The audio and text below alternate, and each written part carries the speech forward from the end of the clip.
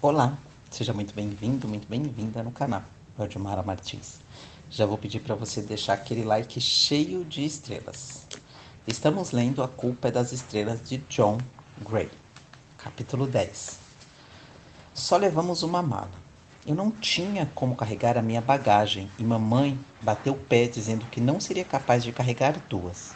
Então tivemos de lutar pelo espaço na mala preta que meus pais ganharam de presente de casamento 1 milhão de anos atrás.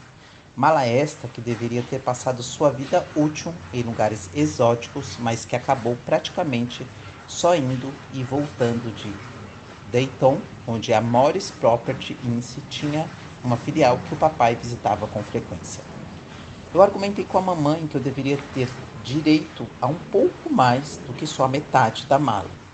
Porque, para início de conversa, sem mim e meu câncer, nós nem iríamos a Amsterdã.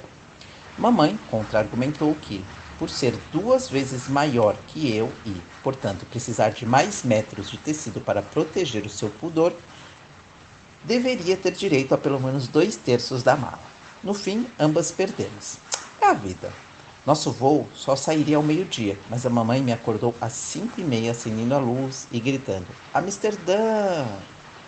Ela ficou andando de um lado para outro a manhã inteira, se certificando de que tínhamos adaptadores de tomada e verificando pelo menos umas 4 vezes se tínhamos a quantidade certa de cilindros de oxigênio que durassem até lá e se estavam todos cheios, etc. Enquanto eu simplesmente rolei da cama, vesti minha roupa de viagem para Amsterdã, calça jeans, camiseta cor-de-rosa e um cardigan preto, para o caso de o avião estar frio. Às 6h15 a bagagem já estava na mala do carro, então mamãe insistiu que tomássemos café da manhã com o papai, embora fosse uma questão de princípio para mim não comer antes de o sol nascer, simplesmente porque eu não era um camponês russo do século XIX me alimentando para me fortalecer antes de um dia inteiro de trabalho braçal.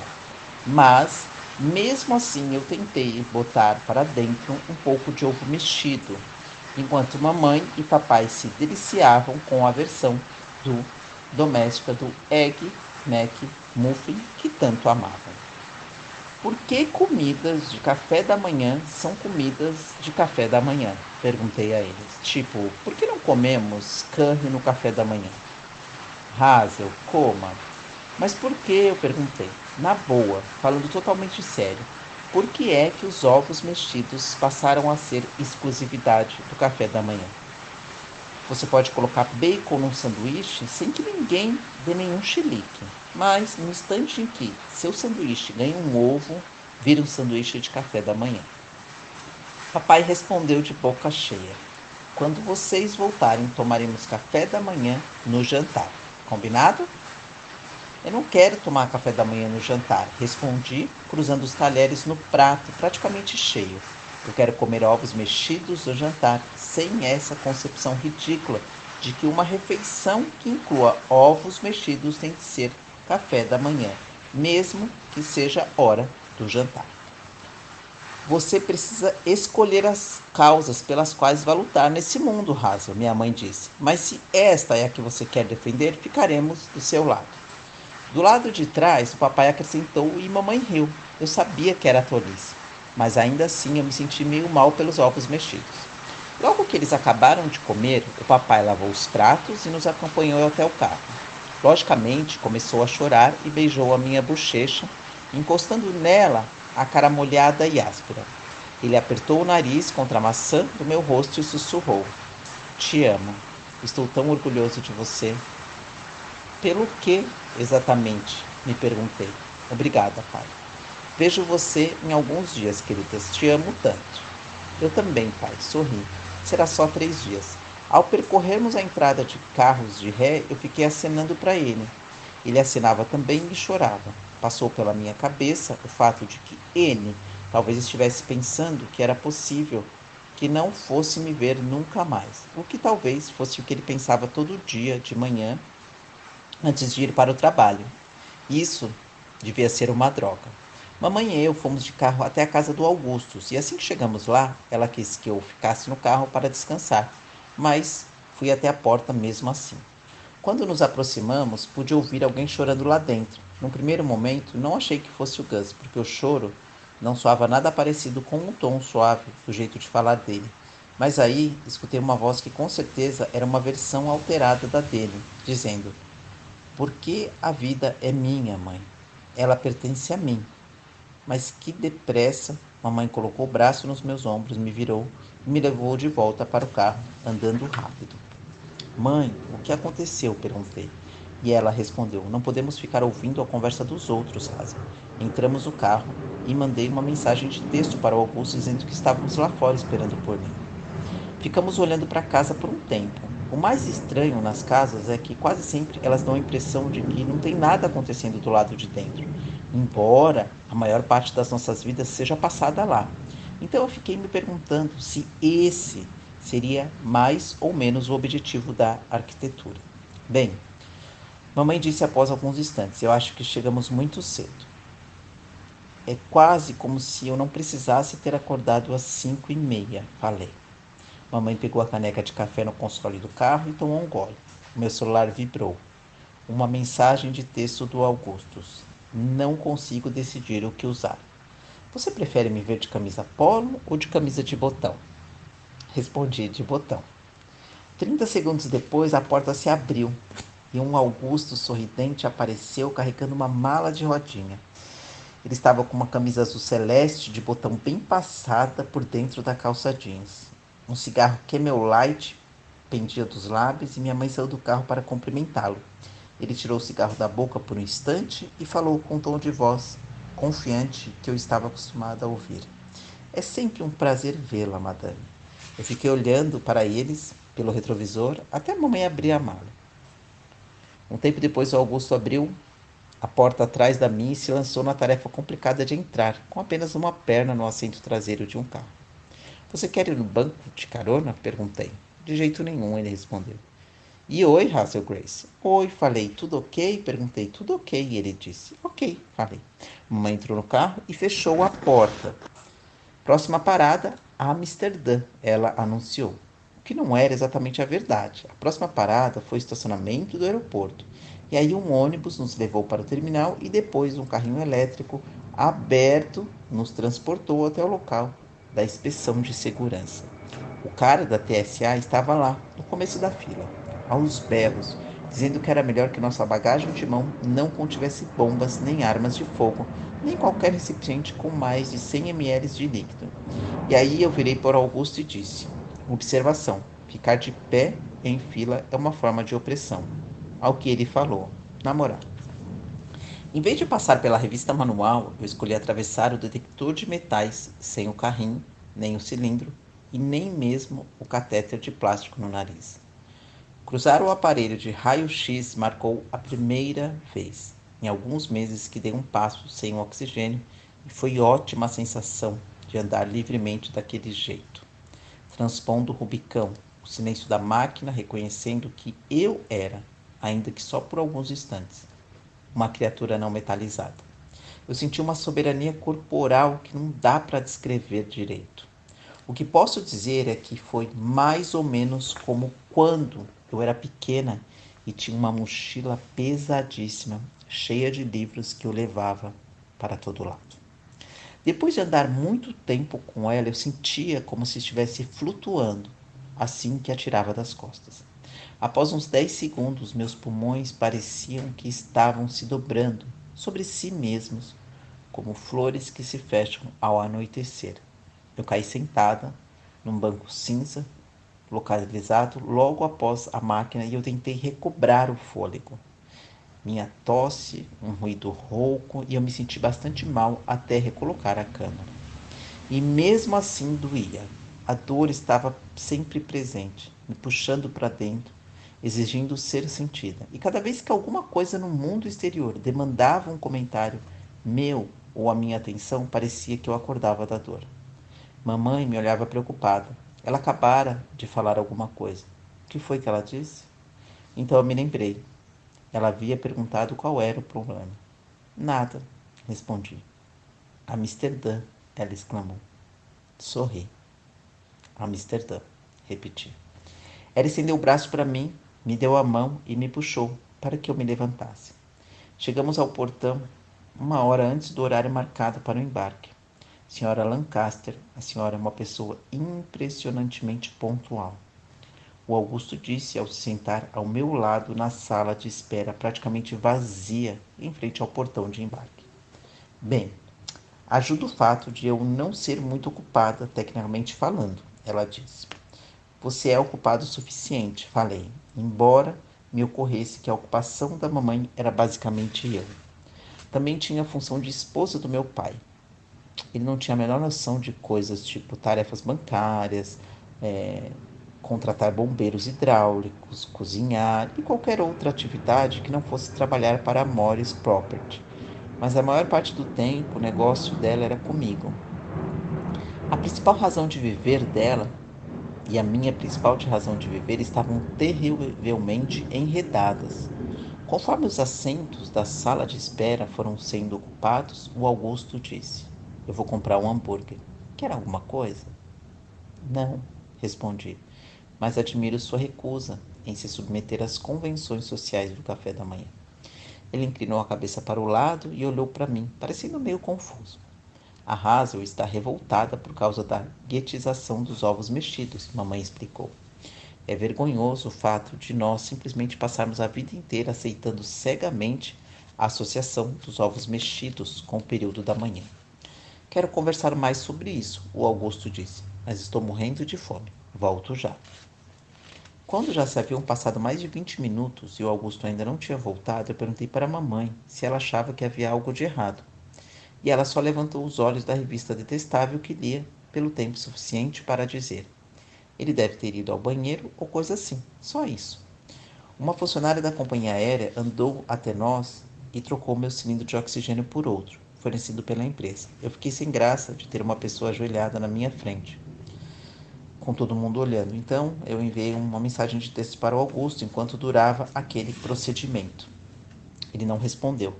Mamãe parecia despreocupada, mas eu já imaginava todos os tipos de contratempos que poriam fim à viagem para Amsterdã. Prisão, acidente, colapso mental. E eu senti como se houvesse algo não necessariamente cancerígeno de errado com meu peito conforme os minutos foram se passando.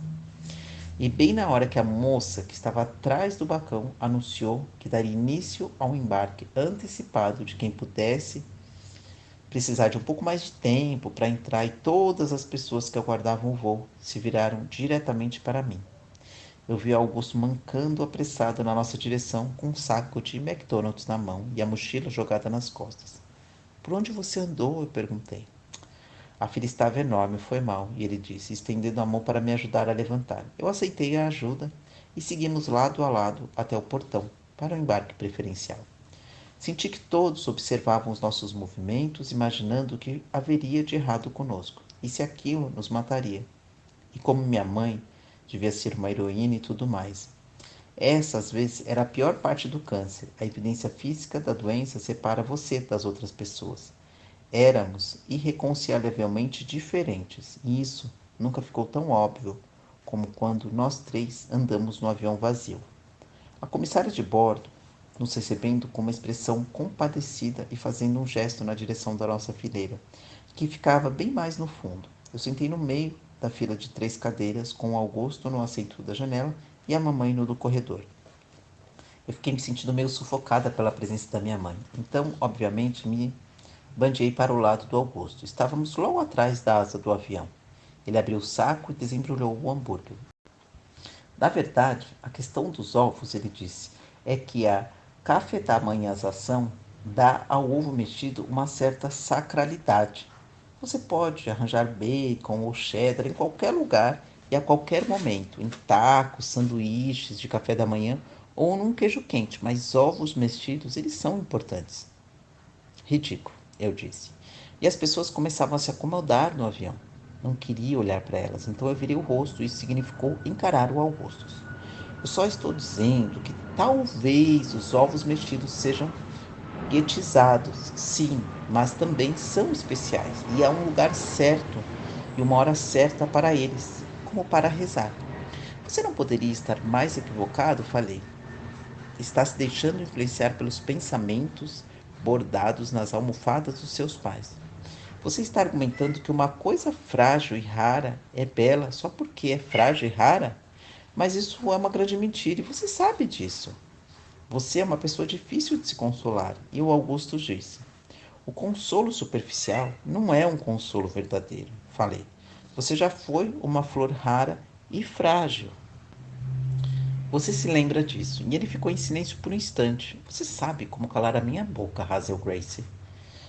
É meu privilégio e minha responsabilidade, eu retruquei.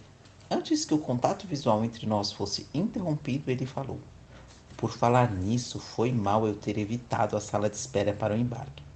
A fila do McDonald's não estava tão grande assim. Na verdade, eu só não quis ficar sentado lá com todas aquelas pessoas olhando para nós e tal. Para mim, principalmente, falei. E era provável que ninguém desconfiasse de que o Gus já esteve doente algum dia, mas eu carregava minha doença do lado de fora, o que foi, em parte, o motivo pelo qual eu me tornei uma pessoa caseira. Augustus Waters, criatura famosa por seu carisma, ficava constrangido ao se sentar ao lado de uma garota com um cilindro de oxigênio. Não é constrangimento, ele disse, é que às vezes essas pessoas elas me irritam e eu não quero ficar irritado hoje. Um minuto depois, ele enfiou a mão no bolso e abriu a tampa do maço de cigarros.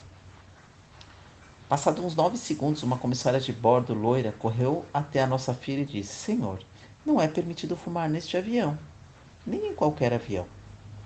Eu não fumo, ele explicou, cigarro dançando na boca enquanto falava, mas é uma metáfora, expliquei. Ele coloca coisa que mata entre os dentes, mas não dá a ela o poder de completar o serviço. E a comissária ficou desconcertada só por um segundo. Bem, essa metáfora não será permitida no voo de hoje, ela disse. O Gus assentiu com a cabeça e devolveu o cigarro ao maço. Enfim, taxiamos na pista e o piloto disse: Comissários, preparar para a decolagem. E foi então que duas enormes turbinas a jato deram sinal de vida e começamos a acelerar. Essa é a sensação de estar num carro com você, falei. E ele sorriu, mas continuou com o maxilar tensionado.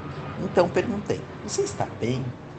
Nós estávamos ganhando velocidade quando, de repente, a mão do Gus apertou o braço da cadeira. Ele arregalou os olhos. Eu coloquei a minha mão em cima da dele e repeti: Você está bem? E ele não disse nada, só olhou para mim com os olhos esbugalhados. E por fim perguntei: Você tem medo de avião? Daqui a pouco respondo. O nariz da aeronave embicou para o alto e decolamos. O Gus olhou pela janela, vendo o planeta encolher abaixo de nós. E foi então que senti a mão dele relaxar sobre a minha. Ele olhou para mim, depois para a janela e anunciou: Estamos voando. Você nunca viajou de avião antes? Ele balançou a cabeça negativamente. Olhe, exclamou, apontando para a janela. É, falei.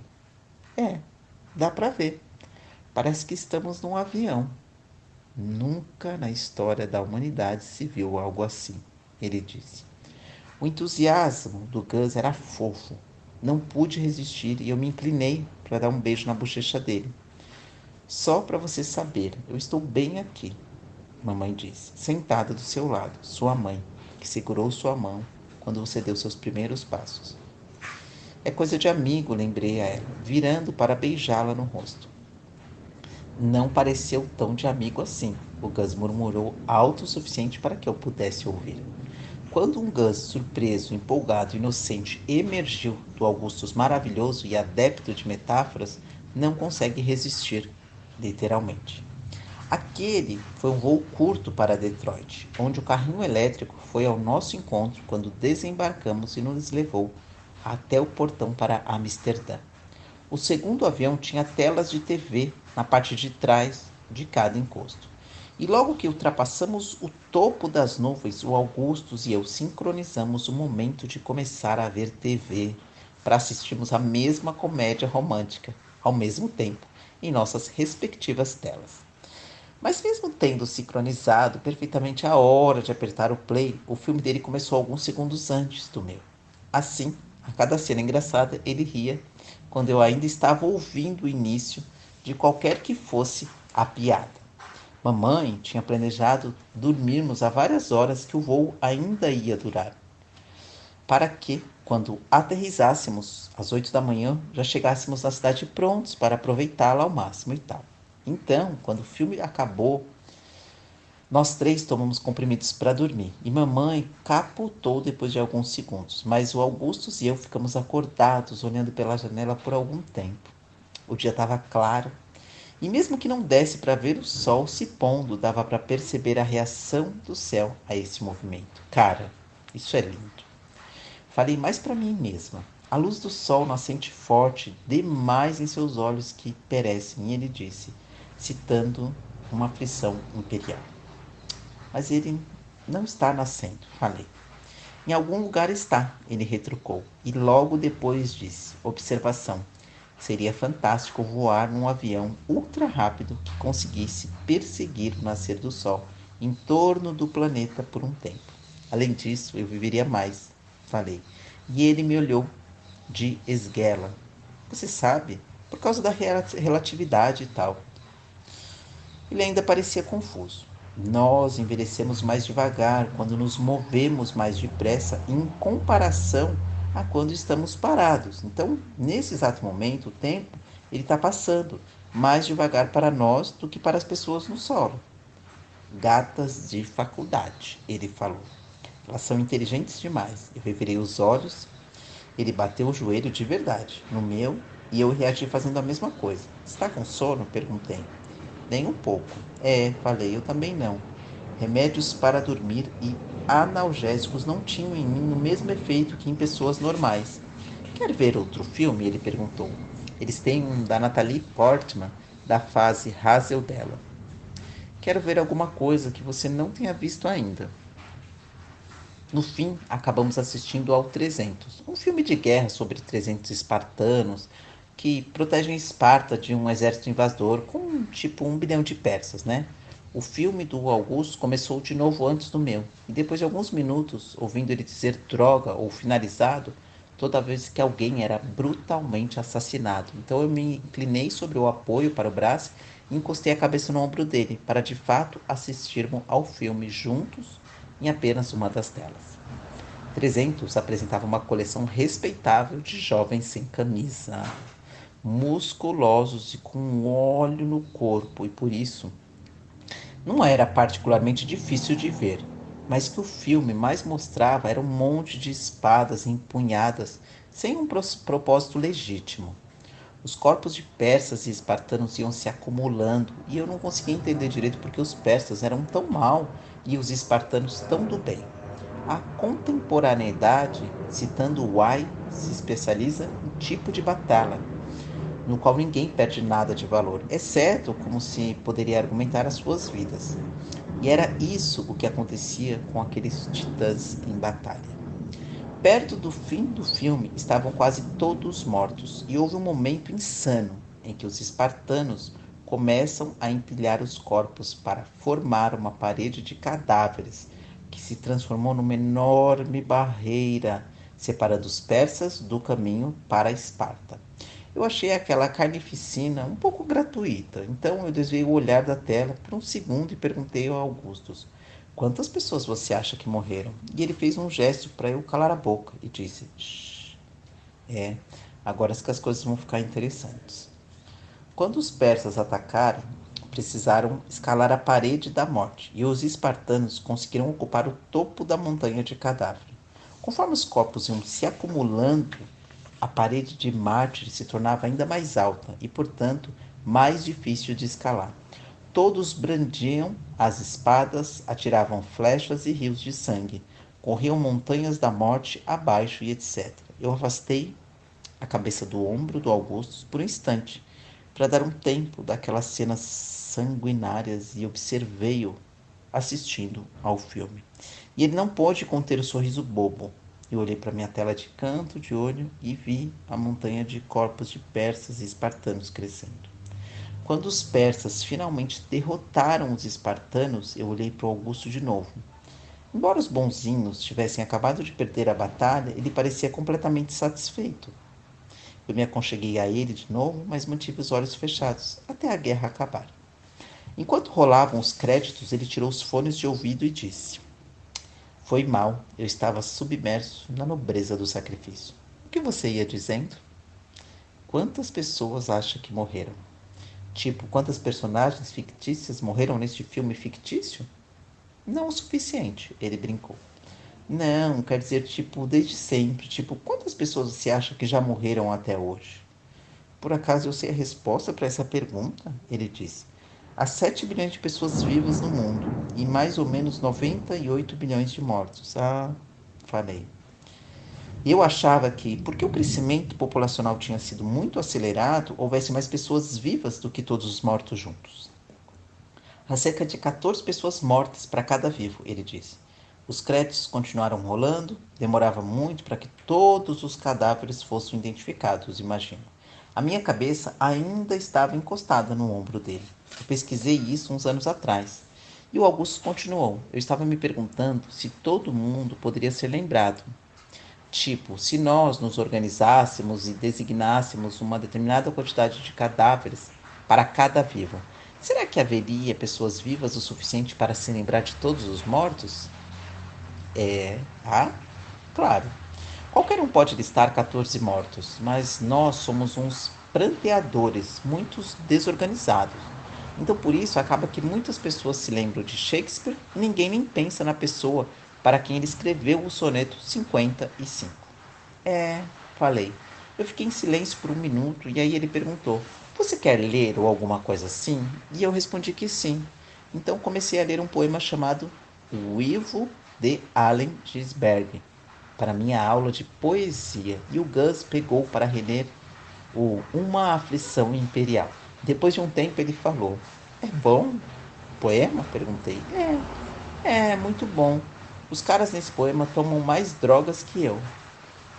Como está o wine? Ainda perfeito, ele respondeu. Recite para mim.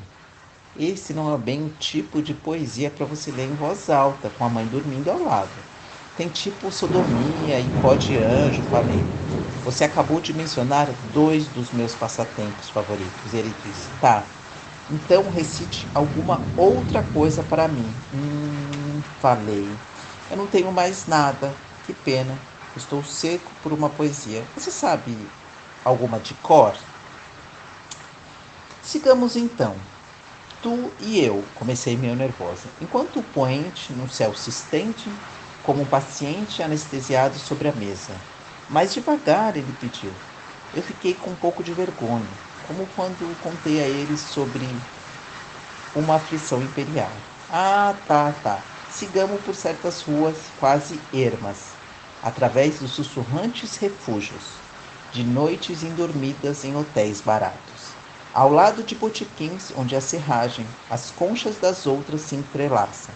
Ruas que se alongam com um tedioso argumento, cujo insidioso intento é atrair-te a uma angustiante questão. Oh, não perguntes qual. Sigamos a cumprir nossa visita. Eu estou apaixonada por você, ele disse baixinho. Augustus, falei. Eu estou, ele disse, me encarando e pude ver os cantos dos seus olhos se enrugando. Eu estou apaixonado por você e não quero me negar o simples prazer de compartilhar algo verdadeiro. Eu estou apaixonado por você e sei que o amor é apenas um grito no vácuo e que o esquecimento é inevitável e que estamos todos condenados ao fim e que haverá um dia em que tudo o que fizemos voltará ao pó. E sei que o sol vai engolir a única terra que podemos chamar de nossa. E eu estou apaixonado por você. Augustus, repeti, sem saber mais o que dizer. Senti como se tudo estivesse crescendo dentro de mim, como se eu me afogasse numa alegria estranhamente dolorosa, mas eu não consegui dizer aquilo de volta. Eu não consegui falar nada, eu só olhei para ele e deixei que olhasse para mim. Até que ele assentiu, comprimiu os lábios, virou para outro lado e encostou a cabeça na janela.